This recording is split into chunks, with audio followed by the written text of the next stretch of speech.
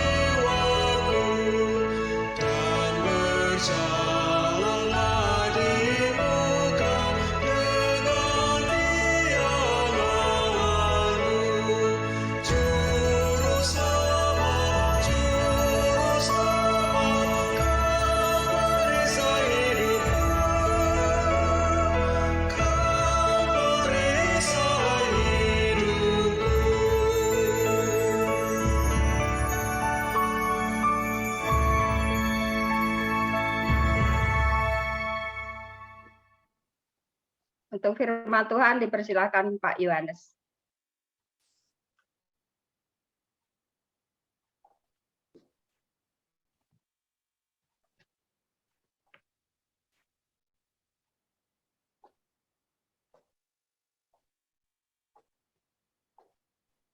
Pak Yohanes, maaf, belum di mute, Pak. Masih di mute, Pak.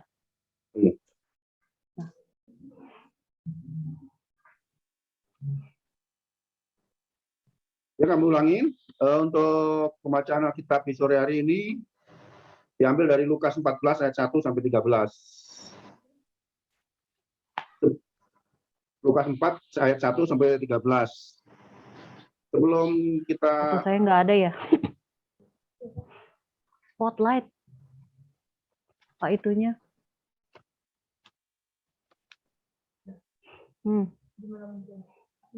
Nggak ada kan di aku mah.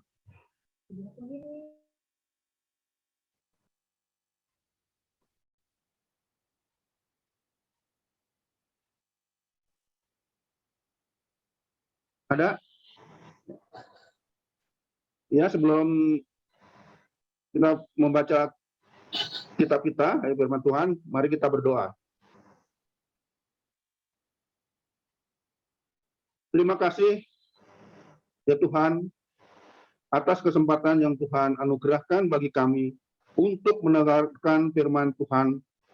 Kami yakin firman-Mu akan menuntun dan membimbing kami untuk hidup dalam kasih, keadilan, dan kebenaran. Kiranya Roh Kudus menerangi hati kami dan pikiran kami untuk dapat memahami dan melakukan firman dalam kehidupan kami. Terpujilah Tuhan kami, Yesus Kristus, Sang Firman yang hidup. Amin.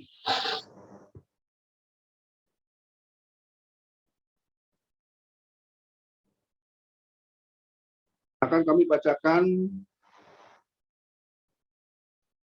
untuk kita semua. Dengan perikop Roh Kudus, pencobaan di padang gurun. Yesus yang penuh dengan Roh Kudus kembali dari Sungai Yordan lalu dibawa oleh Roh Kudus ke padang gurun. Di situ ia tinggal 40 hari lamanya dan dicobai iblis. Selama di situ ia tidak makan apa-apa dan sesudah waktu itu lapar, lalu berkatalah iblis kepadanya, "Jika engkau anak Allah, suruhlah batu ini menjadi roti." Jawab Yesus kepadanya, "Ada tertulis, manusia hidup bukan dari roti saja." Kemudian ia membawa Yesus ke suatu tempat yang tinggi, dan dalam sekejap mata ia memperlihatkan kepadanya semua kerajaan dunia. Kata iblis kepadanya, "Segala kuasa itu serta kemuliaannya akan kuberikan kepadamu, sebab semuanya itu telah diserahkan kepadaku, dan aku memberikannya kepada siapa saja yang kuhendaki. Jadi, jikalau engkau menyembah aku, seluruh itu akan menjadi milikmu." Tetapi Yesus berkata kepadanya, "Ada tertulis, engkau harus menyembah Tuhan Allahmu, dan hanya kepada Dia sajalah engkau berbakti." Kemudian ia membawa Yesus ke Yerusalem dan menempatkan dia di hubungan bait Allah.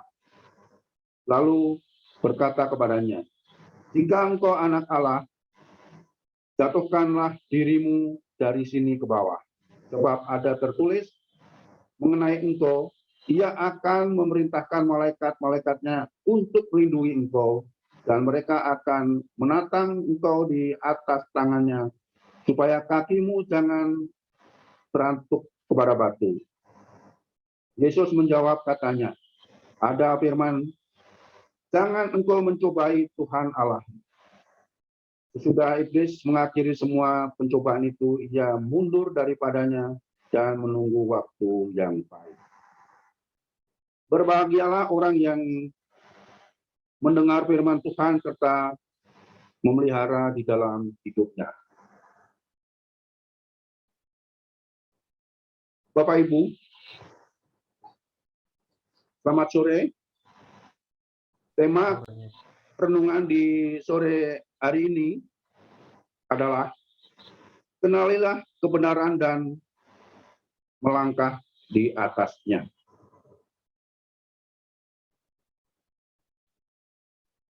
Bapak Ibu yang dikasih Tuhan,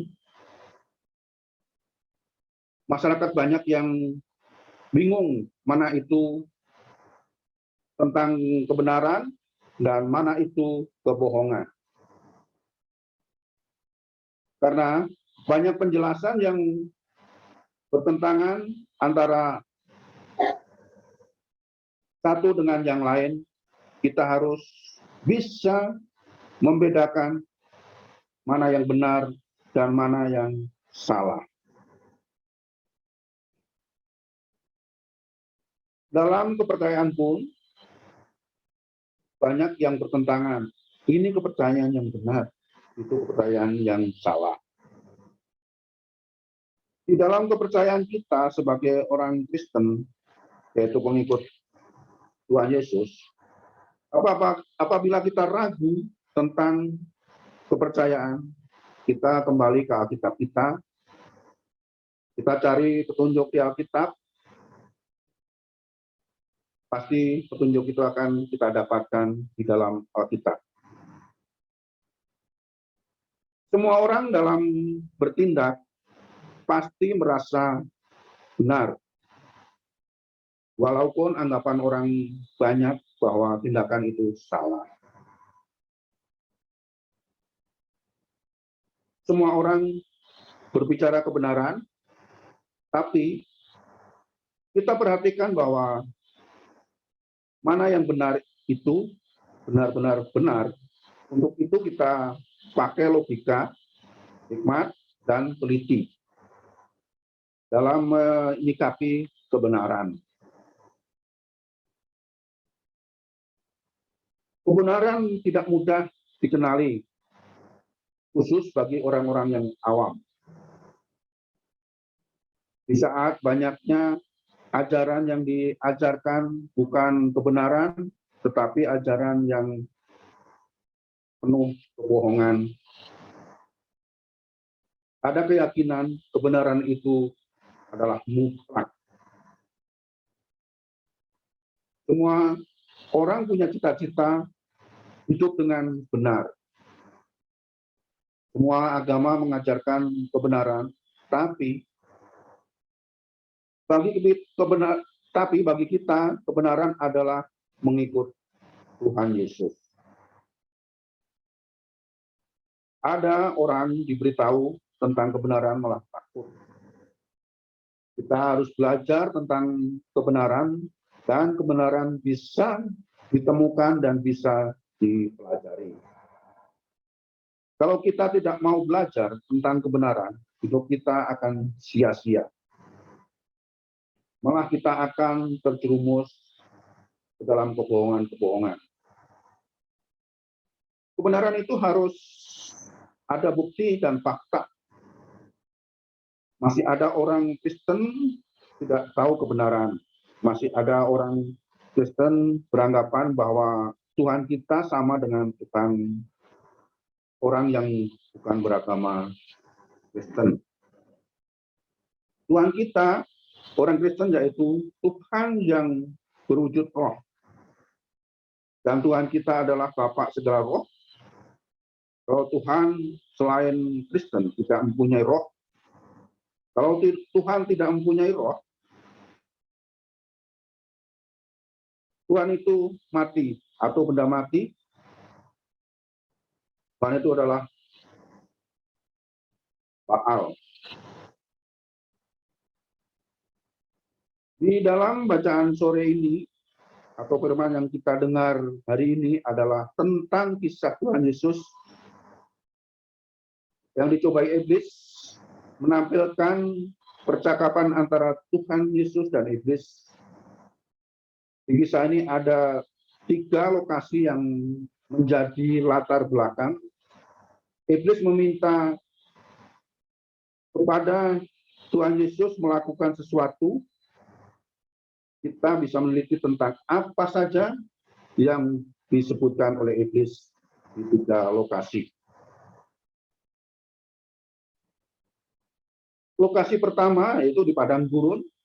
Di sini Tuhan Yesus merasa lapar karena selama 40 hari Tuhan Yesus tidak makan apa-apa. Lalu iblis menggoda Tuhan Yesus supaya batu dijadikan roti, tapi Tuhan Yesus tidak melaksanakan itu. Malah Tuhan Yesus menjawab, ada tertulis manusia hidup bukan roti saja. Lokasi kedua, di tempat yang tinggi, di sini lagi iblis mencobai Tuhan Yesus supaya menyembah kepadanya, yaitu iblis. Tapi Tuhan Yesus tidak melakukan itu, dan Tuhan Yesus berkata, ada tertulis, engkau harus menyembah Tuhan Allahmu dan hanya kepada Dia sajalah engkau berbakti. Lokasi ketiga di Yerusalem dan Tuhan Yesus berada di hubungan bait Allah. Di sini iblis mencoba yang ketiga kali, yaitu supaya Tuhan Yesus menjatuhkan diri ke bawah, dan ketiga kalinya Tuhan Yesus tidak mengindahkan permintaan iblis. Malah menjawab katanya, ada firman Tuhan, jangan engkau mencobai Tuhan Allahmu. Kalau iblis tahu bahwa Tuhan Yesus memang benar-benar Tuhan, dan iblis meyakini semua pencobaan, dan iblis mundur dari hadapan Tuhan Yesus. Maka dari itu kita mengenali tentang kebenaran, dan kita untuk melangkah menempati di dalam kebenaran hanya dalam Tuhan Yesus Kristus. Kita ikut Tuhan Yesus untuk menuju selamat dan keselamatan hanya di dalam Tuhan Yesus. Seperti firman Tuhan yang tertulis di dalam Yohanes 14 ayat 6, kata Yesus kepadanya, "Akulah jalan dan kebenaran dan hidup. Tidak ada seorang pun yang datang kepada Bapa kalau tidak melalui aku." Jadi, hanya satu-satunya jalan kebenaran adalah Tuhan Yesus Kristus. Kenalilah jalan kebenaran itu, karena hanya Tuhan Yesus adalah jalan kebenaran dan keselamatan. Jangan mencari kebenaran selain dari Tuhan Yesus. Tempatkan dirimu dan pastikan bahwa engkau mengikut Tuhan Yesus. Kenalilah Tuhan Yesus yang adalah sumber kebenaran dan keselamatan. Jangan ragu mengikut Tuhan Yesus. Tempatkan dirimu di jalan yang benar-benar mengikut Kristus Yesus. Demikian Ibu penjelasan, Bapak Ibu penjelasan kami. Ini ada 3 pertanyaan. Yang ke-1 adalah, silahkan berbagi pandangan terkait percakapan antara Tuhan Yesus dan iblis di dalam perikop ini. Yang kedua, faktor eksternal dan internal apa saja yang mempengaruhi seseorang untuk dapat mengambil keputusan. Yang ketiga, apa yang harus kita lakukan saat kita belum benar-benar dapat mengenali kondisi keadaan konseptual. Silakan Bapak Ibu yang mau menambahkan dan menjawab ketiga pertanyaan ini.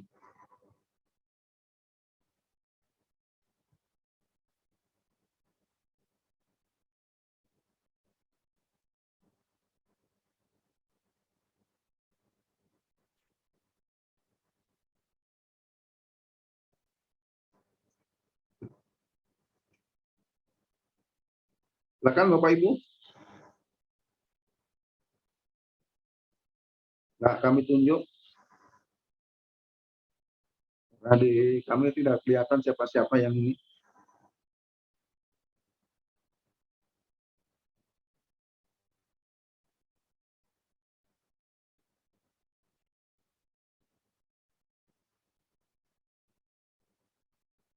Ini layar kami yang kelihatan di Bu Kartini. Kalau Bu Kartini mau menambahkan, silakan Bu.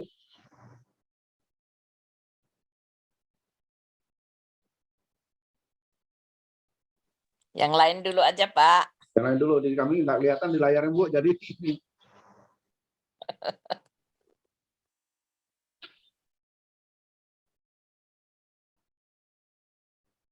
Ya Bapak Ibu.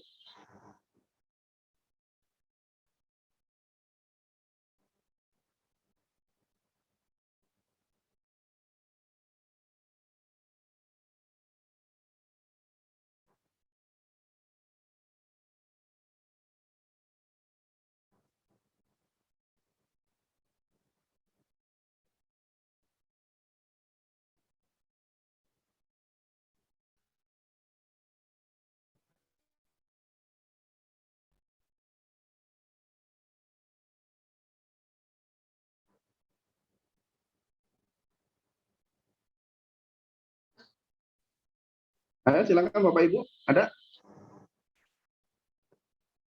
Mungkin nanti saya dulu ya Pak, nanti Silakan, yang lain lanjut. Oke. Ya Bapak Ibu, ketika kita melihat tema kita adalah kenalilah kebenaran dan melangkahlah di atasnya. Saya tutup kamera ya, sinyalnya lagi jelek di itu gereja. Persoalannya adalah bahwa ketika kita berbicara soal kebenaran itu berarti ada sesuatu hal yang kebalikan dari kebenaran, sesuatu hal yang salah gitu. Ada yang benar dan juga ada yang salah gitu. Nah, persoalan itu senantiasa ada di dalam kehidupan kita. Kita dapat dengan mudah menemukan mana yang benar dan mana yang salah gitu. Tetapi kalimat yang berikutnya adalah melangkah di atasnya. Nah, persoalan-persoalan dalam sebuah pilihan kehidupan berbicara soal apakah kita akan melangkah di atas kebenaran atau melangkah di atas sesuatu hal yang salah adalah sebagai bagian dari pilihan etis yang seringkali diperhadapkan bagi kita, atau pilihan moral, atau bahkan juga itu bisa menjadi pilihan hidup yang pada akhirnya bisa memengaruhi bagaimana kita semuanya sebagai orang-orang percaya mengindahkan atau tidak setiap kebenaran firman Tuhan yang kita dengarkan selama ini. Ketika kita dikatakan mengenali kebenaran, artinya memang seperti yang sering disampaikan, kenal itu bukan hanya kenal tahu. Seperti orang, oh kenal nggak sama si ini? Oh kenal.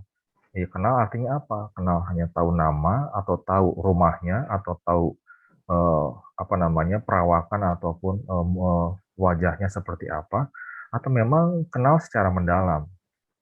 Nah, kalau orang yang dimaksud dengan kenal di sini adalah kenal yang mendalam, kenal yang memang kita tahu, kita benar-benar memahami, dan kita benar-benar mengerti, sehingga kita bukan hanya sekedar kenal saja tanpa kita mengerti apa yang menjadi kedalaman dari kebenaran itu sendiri. Nah, ini yang menjadi persoalan adalah bahwa ketika yang kebenaran ini diperhadapkan juga dengan sesuatu hal yang salah. Tetapi sesuatu hal yang salah ini disandingkan dengan sesuatu hal yang kita katakan sebagai kebutuhan.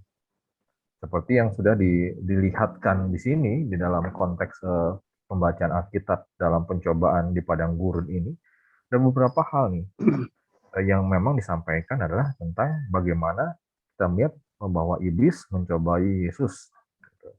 Yang pertama, realitasnya adalah apa? Realitas kehidupan manusia. Kita butuh makan. Realitas yang pertama adalah kita butuh makan, dan obat dari rasa lapar yang kita rasakan atau alami adalah ya ketika kita menerima makanan. Makanan tidak bisa digantikan dengan sesuatu hal yang lain, misalnya kayak gitu. Itu realitas yang sering kali kita temukan. Kita tidak bisa mengganti, bahkan untuk mengganti nasi dengan roti aja kadang-kadang orang susah begitu. Apalagi untuk tidak sama sekali. Nah, ini menjadi persoalan-persoalan yang seringkali bisa saja juga ditemukan dalam kehidupan kita. Bahwa kita diperhadapkan dengan realitas kehidupan. Gitu ya. Persoalan hidup nyata yang harus seringkali dijawab dengan suatu hal yang konkret. Suatu hal yang nyata juga. Seperti butuh lapar, butuh makan. Gitu. Nah, tetapi apa yang disampaikan oleh Yesus pada saat itu, dia menuliskan tentang, dia menyampaikan tentang sesuatu hal yang berbeda sekali sudut pandangnya dari semuanya itu. Nah, melangkah di atasnya, artinya memberikan pilihan untuk tidak menerima tawaran si iblis dengan tadi mengatakan bahwa suruhlah batu ini menjadi roti, seperti itu. Artinya apa? Bahwa ia berusaha untuk melakukan sesuatu hal yang memang tidak sama seperti yang dikehendaki oleh si iblis. Dengan mau melakukan apa? Dikatakan tadi, manusia hidup bukan dari roti saja. Bukan berarti bahwa roti itu tidak penting, betul. Karena seperti tadi, bukan berarti makanan itu tidak penting, bukan. Tetapi dia tahu mana yang benar dan mana yang salah. Mana yang diperoleh dengan cara yang benar dan mana yang diperoleh dengan cara yang salah. Apa yang dikehendaki oleh iblis hanya mencoba Yesus. Dia tahu bahwa itu bukanlah kebenaran. Karena itu adalah bagian dari cobaan, gitu ya. Yang seringkali juga bagi kita semua, ya dilemanya tadi, ya kalau memang cobaan itu datangnya buat kita antara pilihan makan dan tidak makan, seringkali banyak orang yang memang memilih untuk makan, mendingan makan deh. Ya. Mendingan kita dapat makan walaupun dengan cara yang salah misalnya. Atau dengan sesuatu hal yang tidak baik dan tidak benar misalnya. Dan itu yang seringkali juga menjadi persoalannya bagi kita semua pada saat ini. Maka ketika tadi juga disampaikan tentang kuasa misalnya gitu, bahwa Yesus bisa mendapatkan semuanya itu, ya persoalannya juga sama gitu ya. Ini juga seringkali juga menjadi bagian dari pilihan kita. Nah, kita mau menggunakan kekuasaan yang diberikan itu untuk apa? Nah, gitu. Kalau kita punya kesempatan untuk mendapatkan kekuasaan, kita akan mempergunakan kekuasaan kita untuk apa? Apakah kita akan menyia-nyiakannya begitu saja, atau kita untuk berkuasa untuk menguasai yang lainnya, atau yang bagaimana? Ternyata kan Yesus datang ke dunia ini bukan untuk memerintah secara politis, tetapi Yesus datang di sini untuk sebagai juru selamat, gitu ya, datang ke dunia ini. Dia membawa damai, dia mau menggenapi semua nubuatan itu, dan kita tahu bahwa dia adalah bagian dari teladan di mana Allah berbela rasa bahwa dia menjadi pemimpin yang melayani, bukan untuk memerintah dalam tanda petik seperti yang digambarkan oleh si iblis, menguasai semua-muanya. Karena apa? Karena mendapatkan kedudukan yang tinggi dan sebagainya. Tidak, tetapi menjadi apa? Menjadi pemimpin yang melayani di situ. Yang berikutnya, ya kita juga tahu juga tentang Yesus diminta untuk menyatukan diri dari hubungan bait Allah seperti itu. Tetapi ia mengatakan mengenai engkau, ia akan memerintahkan malaikatnya untuk melindungi engkau, katanya, dan mereka akan meletak engkau di atas tangannya dan sebagainya. Tetapi kan jawaban Yesus pada saat itu ada firman, jangan engkau mencobai Tuhan Allahmu. Nah, ini yang seringkali juga menjadi soalan juga buat kita semua. Di balik kebutuhan-kebutuhan kita, apakah kita juga seolah-olah menjadi orang yang seringkali juga secara langsung atau nggak sadar mencobai Tuhan dengan cara apa? Ya tadi, mengetes dalam tanda petik bahwa Tuhan ketika dalam pergumulan atau dalam penderitaan, dalam kesusahan, dalam persoalan yang kita hadapi, engkau mampu nggak menyelesaikan ini Tuhan? Bukan soal kita berbicara bahwa kami yakin bahwa engkau mampu, atau kami yakin engkau maha kasih dan penyayang, ataupun engkau bisa menolong kami. Tapi seringkali Tuhan bisa nggak nih? Kalau nggak bisa, udahlah saya nggak percaya lagi. Gitu. Ya udah, kalau saya masih dalam kondisi yang seperti ini aja, ya sudah, saya mendingan cari yang lain, gitu ya. Cari pilihan lain, alternatif lain banyak gitu ya, yang menggambarkan itu. Alternatif lainnya seperti apa? Yang tadi iblis sampaikan tadi. Jadi kita tahu itu salah, tetapi kita memilih untuk itu karena apa? Karena tadi bersinggungan dengan kebutuhan kita. Nah, pertanyaan dari tema ini mungkin bagi kita semua, Bapak Ibu, sebagai refleksinya, ketika dikatakan kenalilah kebenaran dan melangkah di atasnya, adalah keberanian diri sebenarnya untuk melakukan apa yang kita pahami sebagai sebuah kebenaran yang dari firman Tuhan itu, dan bagaimana kita memutuskan untuk tetap mengikutinya walaupun konsekuensinya mungkin pada saat ini tidak bagi kita rasa bahwa itu di luar dari ekspektasi kita atau harapan, ataupun bahkan itu tidak sesuai dengan apa yang menjadi kebutuhan kita sesungguhnya. Tetapi kita percaya sebagai orang beriman bahwa Tuhan tahu akan kebutuhan kita. Ya, Tuhan tahu akan keberadaan kita, dan ketika kita berserah, ya kita percaya bahwa Tuhan akan menolong dan memperhatikan kehidupan kita. Untuk sementara itu dulu, saya pikir ini berusaha untuk menggambarkan tentang 3 pertanyaan ini juga, tentang bagaimana seorang mengambil keputusan untuk melangkah di sesuatu hal yang salah atau benar itu karena apa? Kenapa orang memutuskan misalnya untuk mencuri? Kenapa orang memutuskan untuk berbuat jahat? Atau kenapa orang memutuskan untuk berbuat baik? Kenapa orang memutuskan untuk memaafkan? Atau mengapa orang memutuskan untuk membenci? Nah, itu misalnya contoh-contoh yang mungkin bisa berkembang dalam diskusi kita. Terima kasih.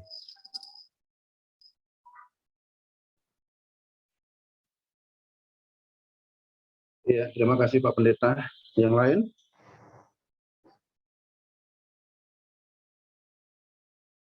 Silakan.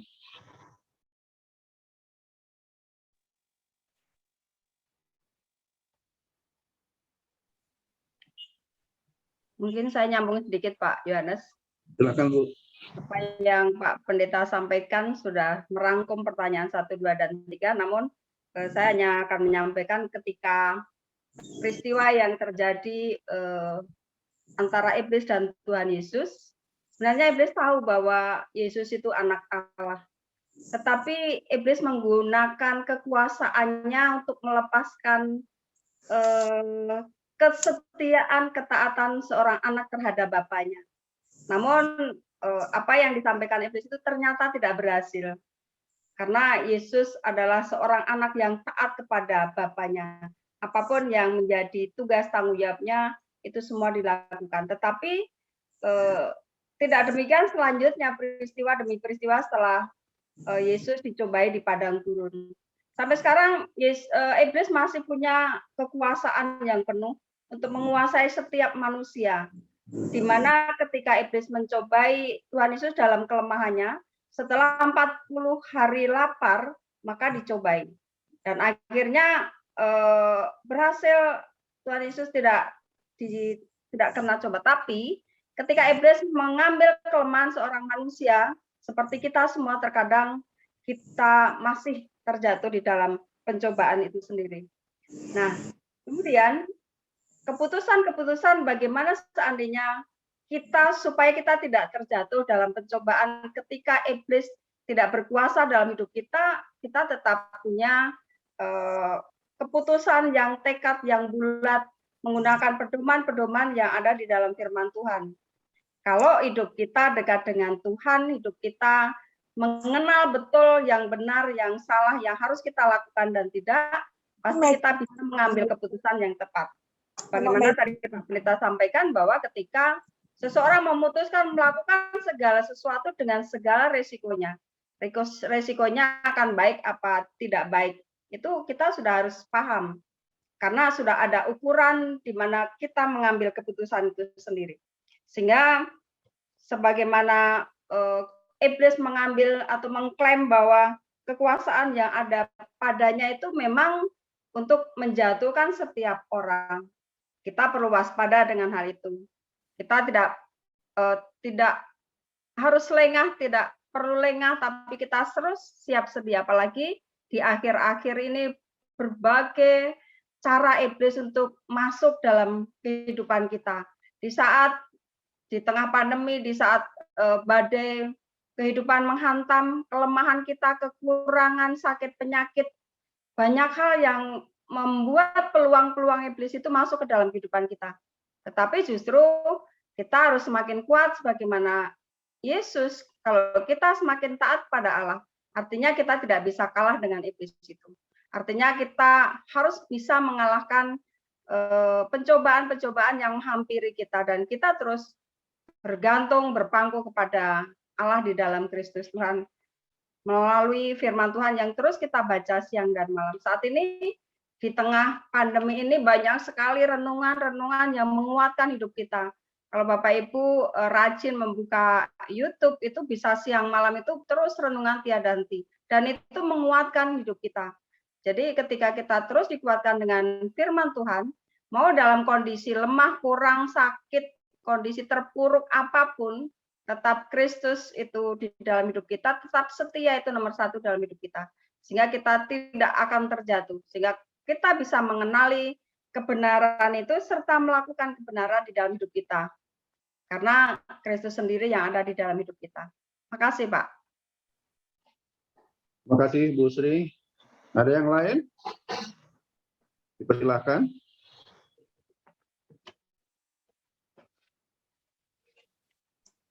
Pak.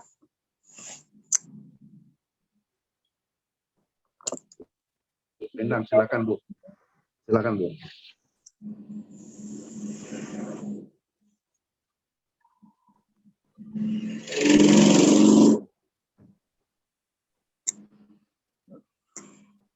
Ya, mengenai percakapan Tuhan Yesus dan iblis, itu memang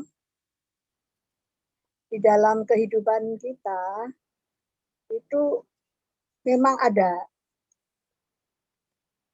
memang sering dialami manusia.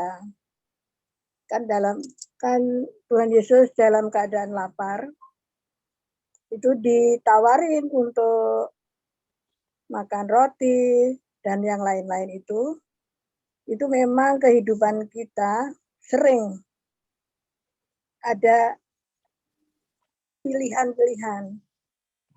Apalagi dalam keadaan kita terpuruk ataupun keadaan yang kurang baik lah dalam keadaan ini. Itu ada aja iming-iming yang baik gitu. Jadi kita bingung untuk memilih apa itu pilihan itu apa yang kita pilih itu benar apa tidak. Itu yang bikin kita itu ragu. Biasanya manusia itu akan memilih yang enak. Kan nggak ada orang milih yang nggak enak, itu nggak ada sebetulnya. Nah,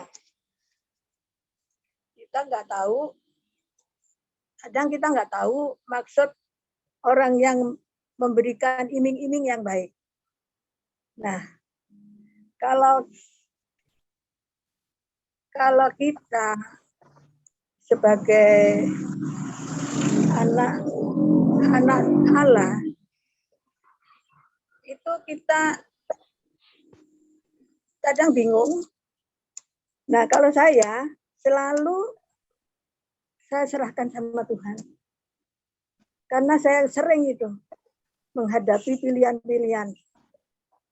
Pilihan yang pokoknya yang mengiming-iming yang enak gitu. Jadi di antara dua pilihan itu mana yang harus saya pilih, itu sering itu. Saya mengalami itu. Jadi saya menyerahkan.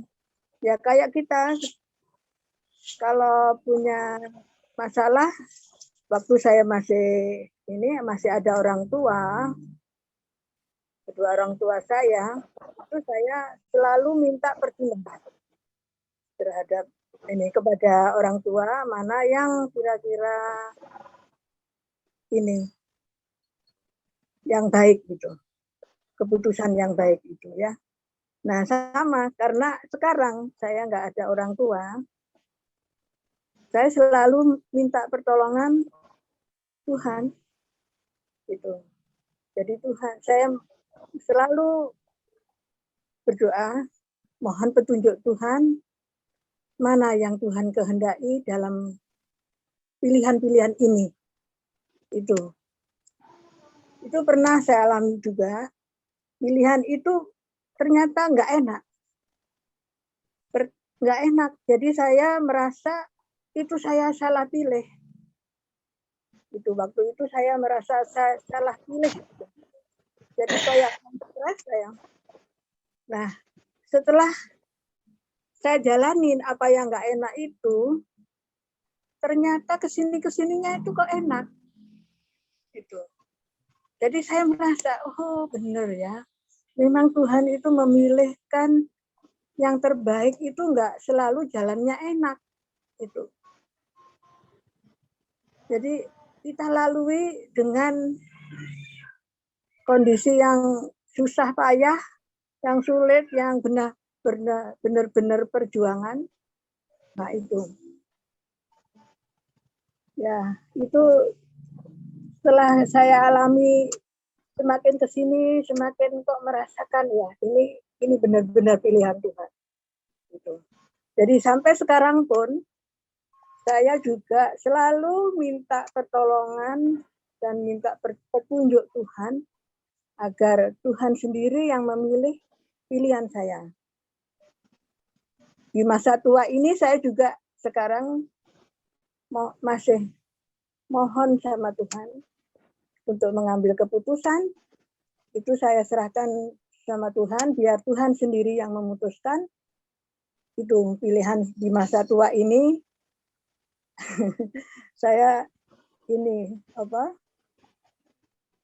ingin hidup yang lebih bermanfaat bagi orang lain, bukan untuk diri saya sendiri, karena apa ya, buat apa sih sisa hidup sekarang, bukan duniawi yang kita cari sekarang, hanya yang bermanfaat bagi sesama.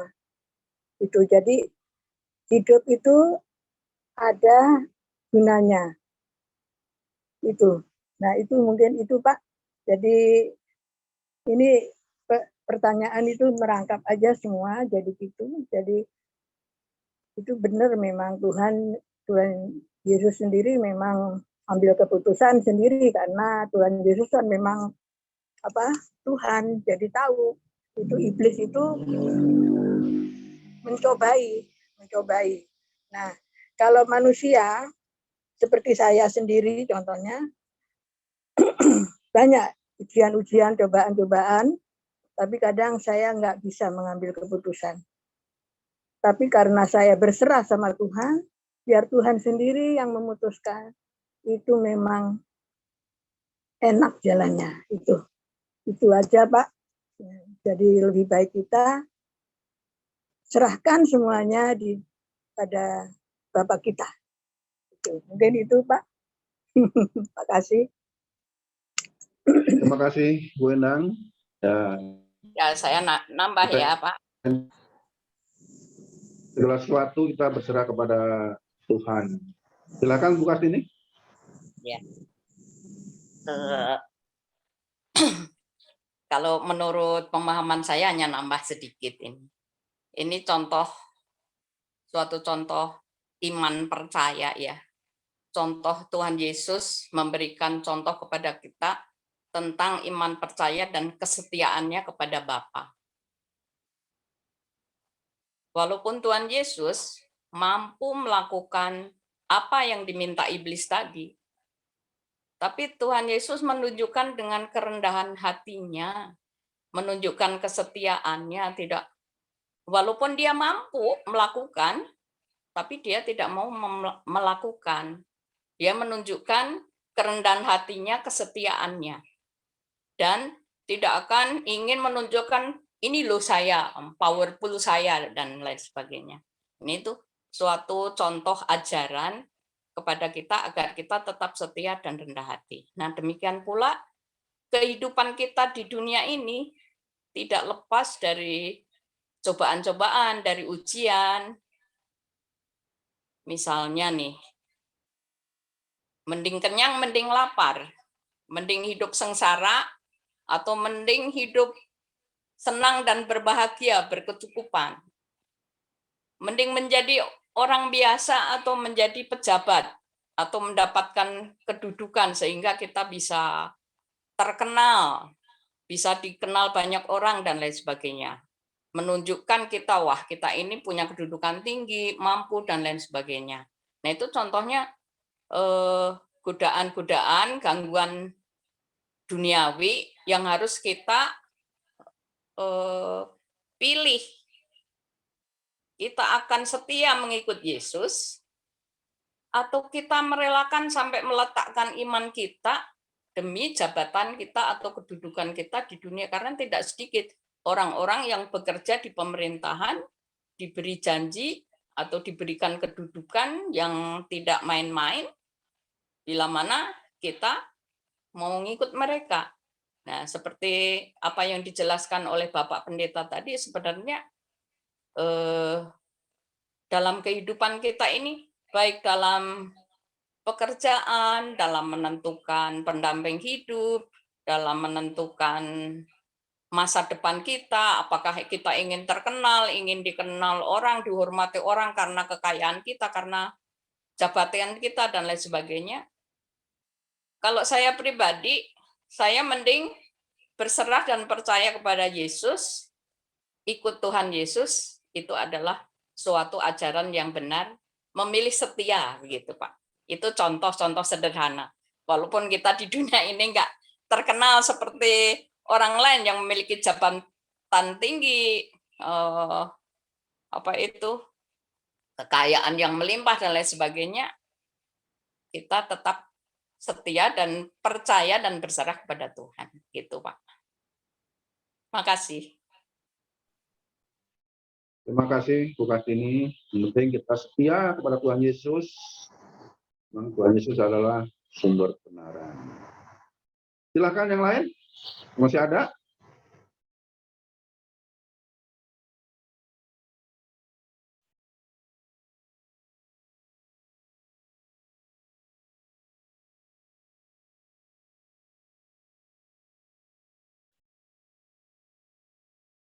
Masih ada? Mungkin cukup, Pak.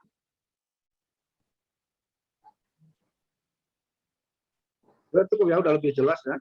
Ada penjelasan banyak dari Pak Pendeta, dari Bu Ningsih, Bu Endang, Bu Kartini, gitu. Sudah lebih jelas. Kita masuki saat teduh sejenak.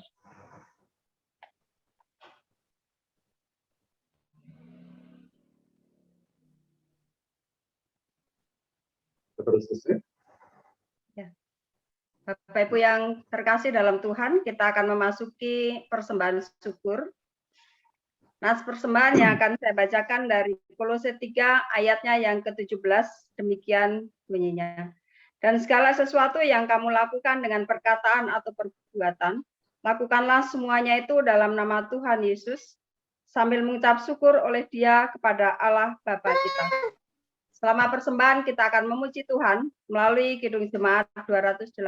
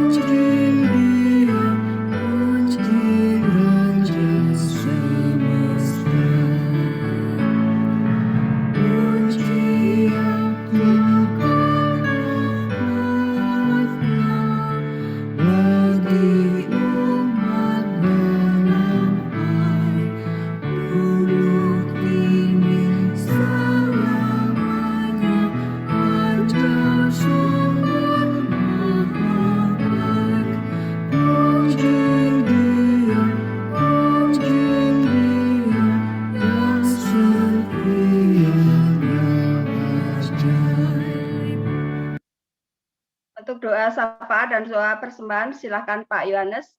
Mohon Bu Iwan didoakan, Pak. Di mute, buka Pak. Bapak Ibu, mari kita serahkan persembahan kita kepada Tuhan dan nanti lanjutkan dengan doa syafaat yang diakhiri dengan doa Bapa kami. Mari kita berdoa. Tuhan yang Maha Kasih dan Pemurah, kasih setiamu telah memelihara kami, kehidupan kami, dan memberkati kami. Pada sore ini kami bawa persembahan, yaitu persembahan syukur kami untuk pekerjaan kemuliaan Tuhan. Dan ajar kami untuk mempersembahkan yang terbaik bagi Tuhan. Ya Tuhan, kami juga akan menyampaikan doa-doa kami di sore hari ini. Kami berdoa buat saudara-saudara kami seiman yang saat ini sedang lemah fisik atau sakit, baik yang dirawat di rumah maupun di rumah sakit. Tuhan beri kekuatan, Tuhan jamah, agar saudara-saudara kami mendapat kekuatan dan mendapatkan kesehatan dan bisa berbakti bersama memuliakan Tuhan. Ya Tuhan, kami juga berdoa buat saudara-saudara kami yang saat ini terserang virus yang dalam isolasi mandiri.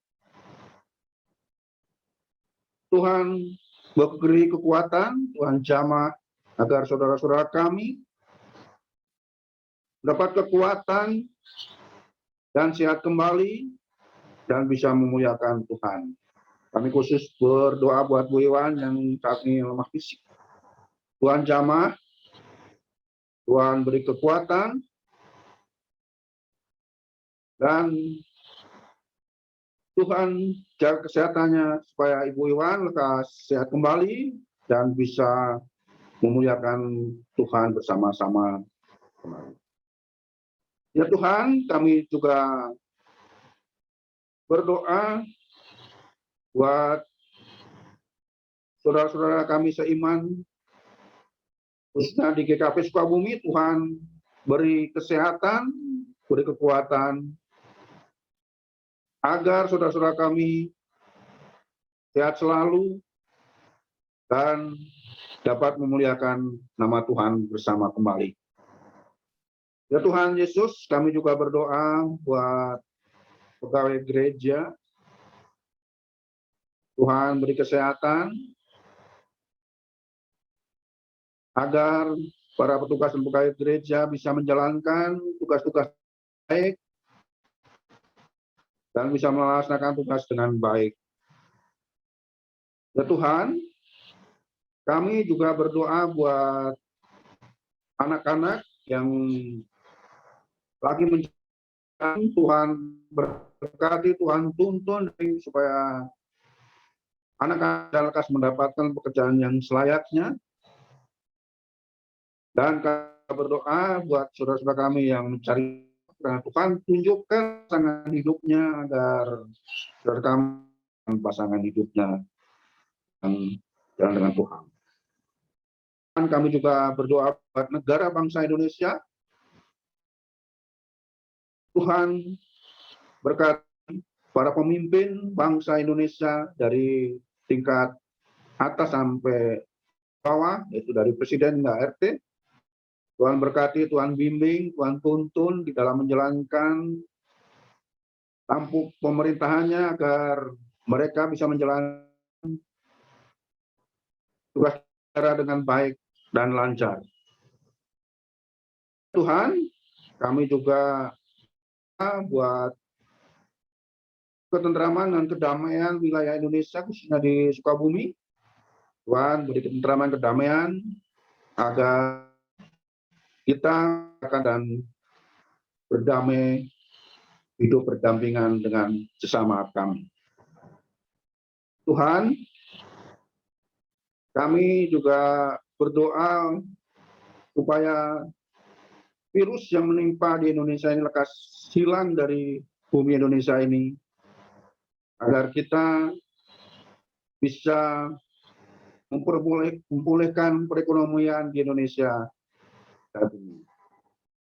Tuhan, semua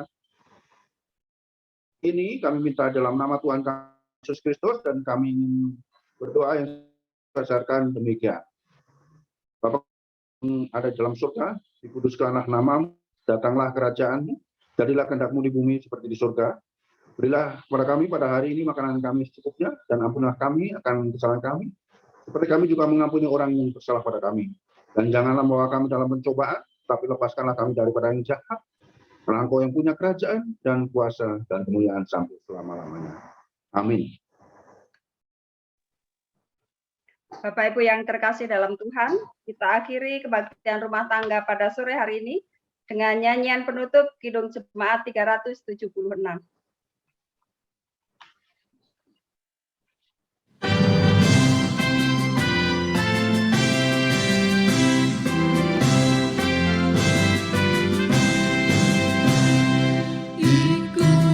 Kau saja Tuhan, jalan damai bagiku. Aku selamat dan sentosa hanya oleh darah-Mu. Aku ingin ikuti Kau dan mengasihi padamu. Dalam Dikau juru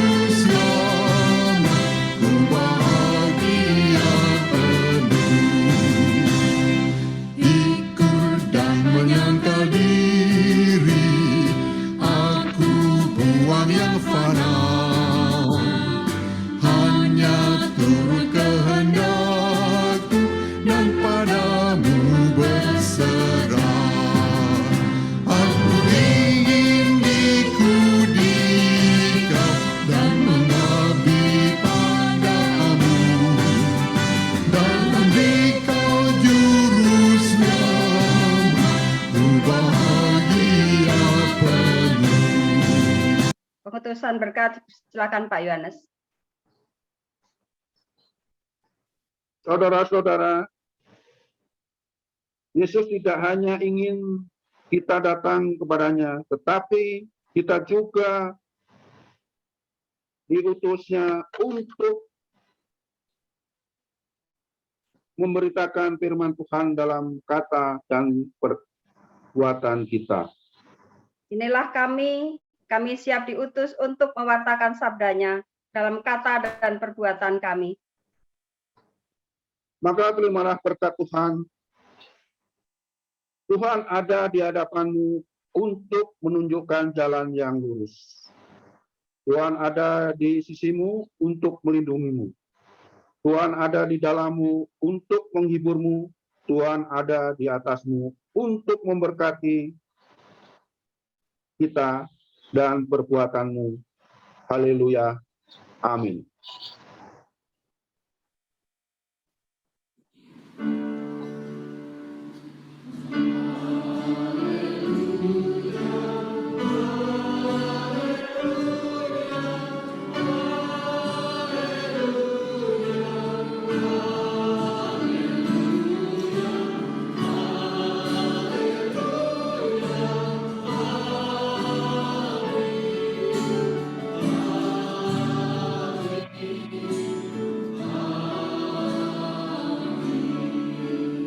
Bapak Ibu, mari kita masuki saat teduh.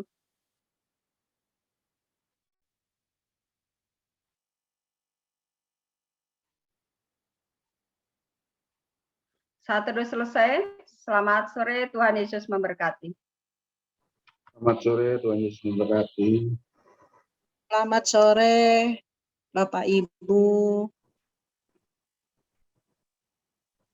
Selamat sore semuanya. Tuhan Selamat berkati. sore, sehat-sehat semua. Selamat sore, Tuhan Yesus memberkati. Izin keluar ya.